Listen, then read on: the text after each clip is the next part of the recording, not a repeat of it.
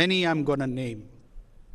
There were very few before us, like Khatib Saab, Swati Saab, whom we never ever saw. But they were part of our collective institutional memory.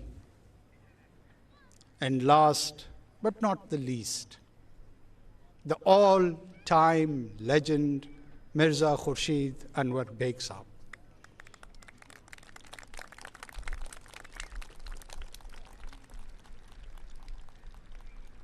Beg Saab is the one who, in my humble opinion, has translated and contributed as one of the most important player in the identity journey of Career College Kohat. He was apparently issueless. Well, he was, that was a factual position. But why I'm saying apparently?